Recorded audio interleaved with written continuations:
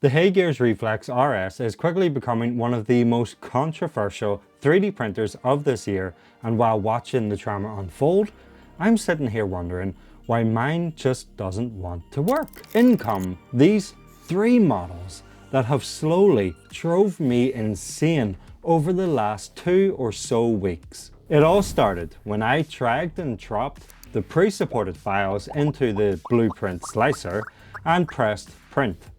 I was full of unbound confidence that it would work, because when I printed off some other models from the range for my video advertisement of the printer, they worked great.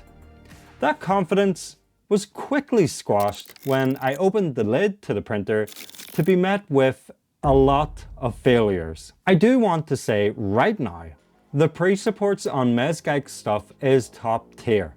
I know the tech marine who does the supports and the process that he goes through. I have full faith that the pre-supports are not the problem here. In fact, I even went into the lychee scene that is saved with the files and ran the island detection, and the 19 that were present were essentially false negatives, as they aren't really unsupported islands. To then go another layer deeper, I ran the sliced file through UV Tools, which, if you didn't know, is one of the handiest programs to have for resin 3D printing, as it really goes layer by layer, detecting if there are any islands present that can cause the print to fail.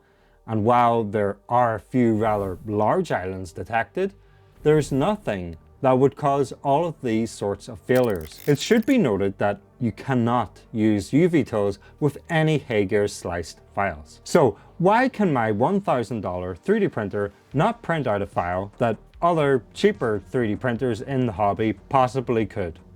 With that in mind, I looked at these three models from a different perspective. If the 3D printer doesn't play well with pre-supported models, then let's use the things that make this printer unique to our advantage. One of the unique things is the one-click slice in Blueprint.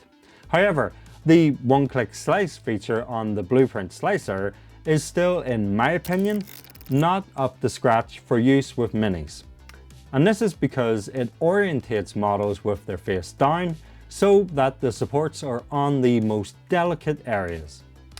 So for the time being, I am going to orientate these models similar to how they come in the pre-supported files, and then I'll use Blueprint's auto supports feature, which has in the past worked better than any other slicer I've used. However, the supports that come as default are a bit on the heavy side. I do agree with other comments on them being a brute force way of supporting that really does just try to make sure that the models prints first and foremost. So to combat this, I opted for what would be really light supports that should hopefully not scar the model with any pimples. While these supports won't leave as many marks as the default ones, they also won't print off the full plate, unfortunately, as I found out.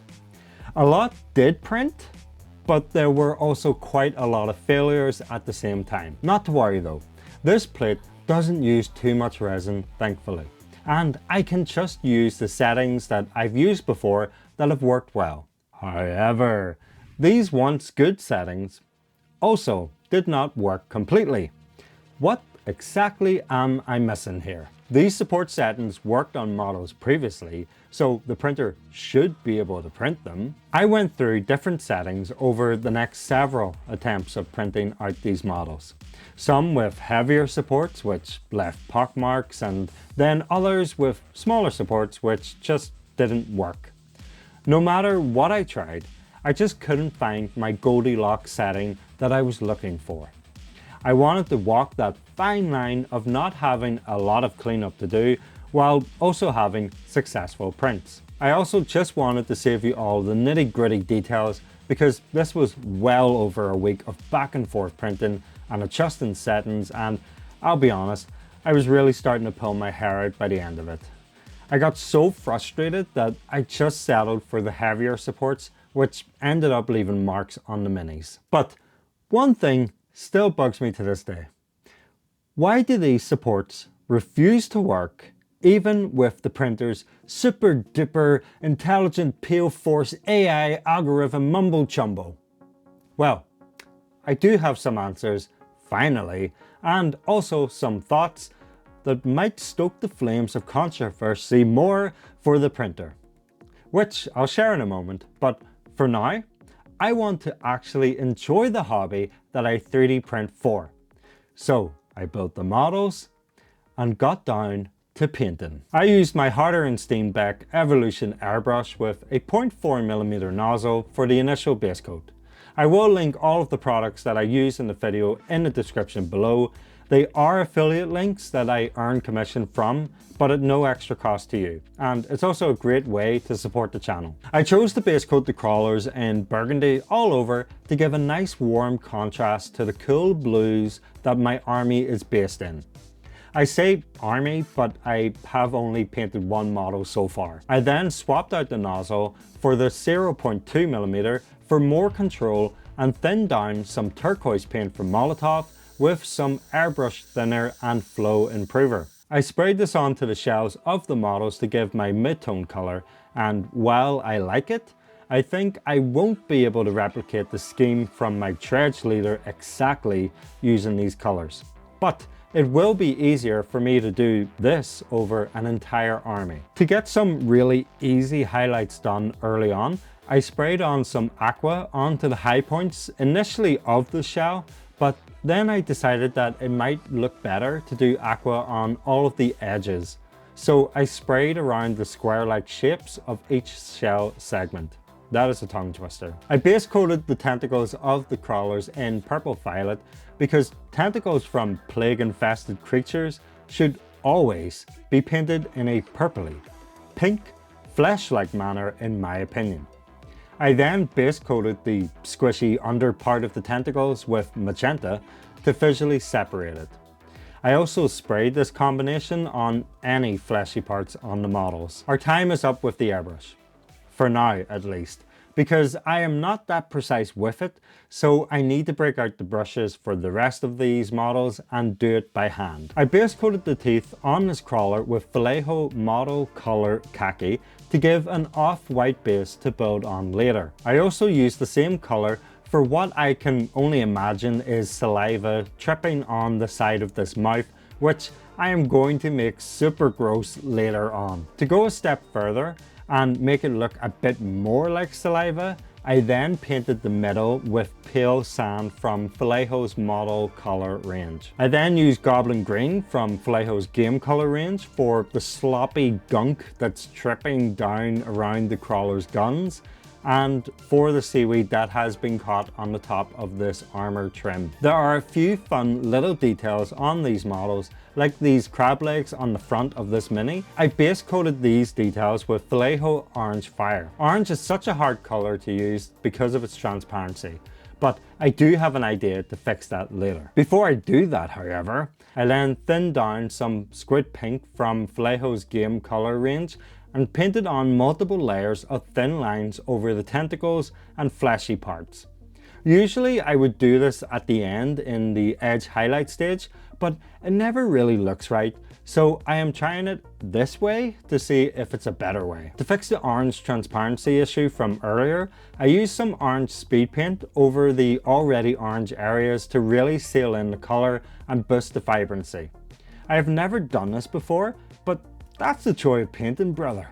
You can experiment with each mini and hopefully learn something new. I need to block in all of the metallic base coats.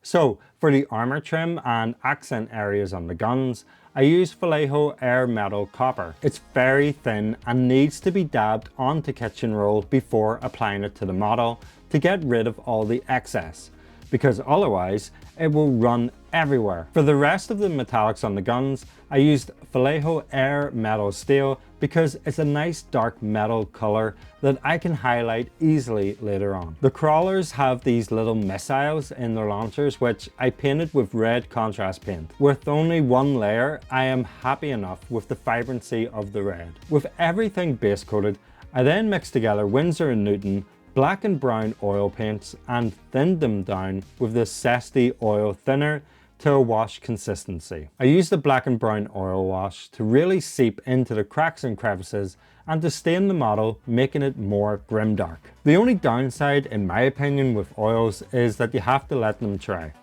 But this is an essential part of the process to allow the oils to really work their way into the paint.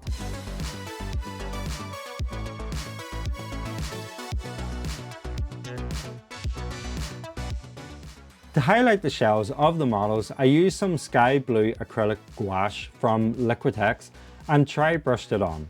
I then picked out any areas that I think should have been highlighted with a brush. I then try brushed lightly over the magenta areas on the tentacles and flesh parts with Sunny Skin Tone from Vallejo's model color range to really bring out that fleshy vibe just a bit more. I used some unbleached titanium to highlight the teeth and bones in the mouth of this crawler. I try brushed on some Vallejo Air Metal Silver to all the metallics, including the copper areas, and done some final touch-ups. To make the models more gross, I used some transparent UV resin that I got from Amazon, which I'll link down below, and applied it to the empty eye socket in this one and to the saliva and tentacles. So while I do these final steps, remember earlier when I said I have some answers and thoughts about why the supports just wouldn't work on this machine? Well, I do, and some of it really frustrates me. Now, I have said this before, this printer was not designed with hobbyists in mind,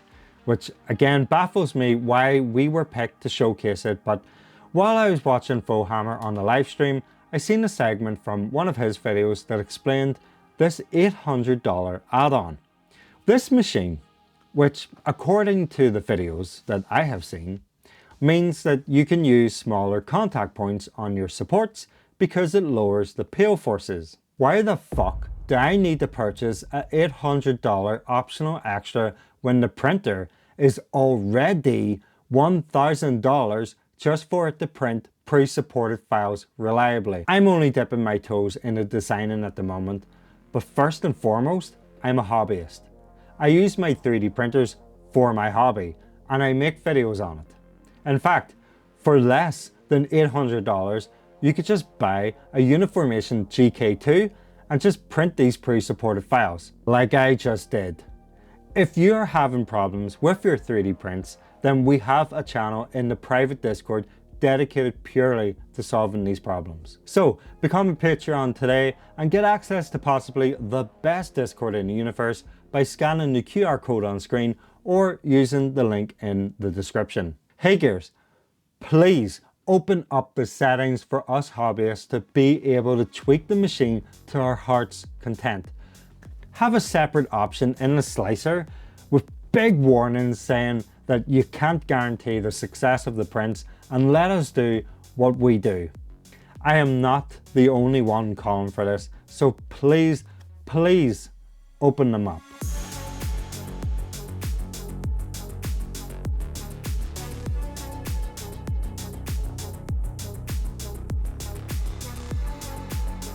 Now, if you want to see the model that started this army, then you should watch this video next because it's bloody insane, but I already want to repaint it.